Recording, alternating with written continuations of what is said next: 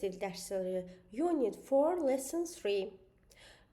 4-cü bölüm 3-cü dərs. Burada bizim yeni bir oyunumuz var. Oyun nədən ibarətdir? Müxtəlif fiqurlardan kağızlar kəsirsiniz və onların hərəsinə bir rəng adını yazırsınız.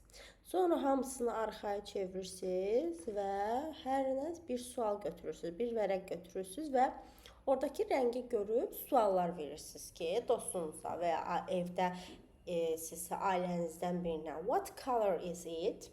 Bu nə rəngdir? O da deyir it is red. Və ya sadəcə belə soruşa bilərsiniz ki, is it blue? Bu mavidir. Və ya deyəcəksiniz ki, yes, it is blue. Və ya deyəcəksiniz ki, no, it isn't blue. It is pink. Burada da üzürlü sayın E hərfin birini artıq yazmışam. Yəqin ki, tez-tez yazmışam video hazırlamaq üçün, ona görə səhv olub. Bu formada suallar verə-verə həm rəngləri təkrarlayırsınız, həm də bir-birinizdən maraqlı oyun oynamış olursunuz. Keçirik digər səhifəyə. Lesson 4.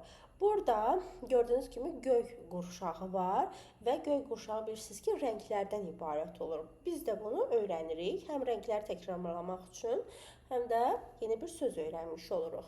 Göy qurşağı ingilis dilində olacaq rainbow. Rainbow.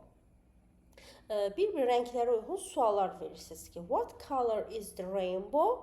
Göy qurşağının rəngi nə rəngdədir? Bir-bir orada olan rəngləri deyirsiniz ki, it is a purple, it is blue, it is green, it is yellow, it is orange, it is white və s. Bu formada bir-birinizə suallar verib bütün göy qurşağında olan rənglərin adını öyrənirsiniz. Bu dərsimizin də sonu belə.